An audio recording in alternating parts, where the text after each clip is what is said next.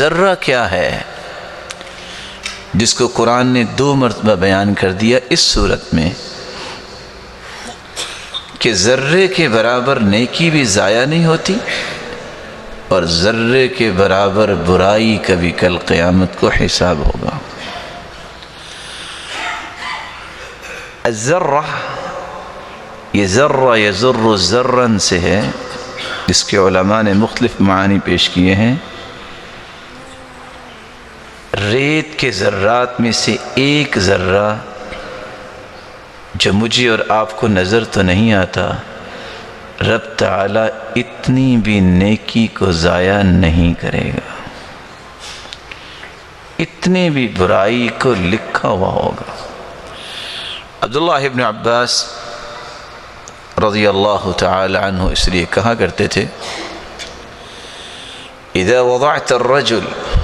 على التراب، اگر تم زمین پہ ہاتھ رکھو، ثم رفعتها،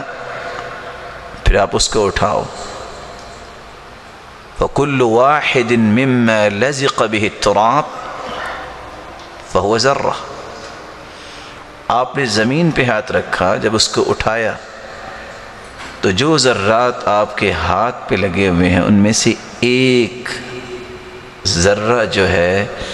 اس کے برابر بھی نیکی اور برائی کو رب تعالیٰ لکھواتے بھی ہیں اور اس کا بدلہ بھی دیں گے، اور اس کے بارے میں قیامت کے دن پوچھ گچھ بھی ہوگی۔ ذرے کا دوسرا معنی جو علماء نے پیش کیا ہے، ہی النملۃ الحمراء وہی اصغر النمل، ایک سرخ رنگ کا ایک پتنگا ہے، ویٹ لیس، جس کا کوئی وزن نہیں ہے، اس کے برابر بھی اگر کسی نے نیکی کی ہے یا برائی کی ہے تو اللہ عز و جلال اس کو لکھواتے بھی ہیں اور اس کا بدلہ بھی ہوگا اور اس کے بارے میں پوچھ گچھ بھی ہوگی،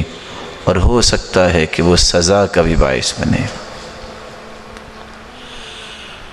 عبداللہ ابن عباس رضی اللہ تعالی عنہ ایک تیسرا معنی بیان کرتے ہیں، الذرہ ہی رأس النملہ، چونٹی کا سر جتنا اس کا وزن ہے، اور خصوصاً وہ چونٹی جس کو آج کہا جاتا ہے کہ ہے تو چونٹی لیکن عام انسان کو نظر نہیں آتی، ان سین، ایسی چیز جو نظر نہ آئے اس کو بھی ذرہ کہا گیا ہے، لیکن چونٹی کے سر کو بھی ذرہ کہا گیا ہے۔ اور اگر آپ اس بات کو سمجھنا چاہیں کہ ذرے سے مراد عموماً ہم کیا لیں گے، اصغر شیء فی العالم، دنیا کی سب سے چھوٹی چیز، بے حیثیت، کم ترین، وہ چیز جس کو ہم کوئی وزن نہیں دے سکتے، اس کے برابر بھی اگر کوئی نیکی اور برائی ہوئی لکھی بھی جائے گی اور اس کے بارے میں انسان کا حساب و کتاب بھی ہوگا۔ اللہ کے دین کی دعوت اور لوگوں تک پہنچانے کے لیے اس ویڈیو کو ضرور لائک، شیئر، کمنٹ اور سبسکرائب کریں۔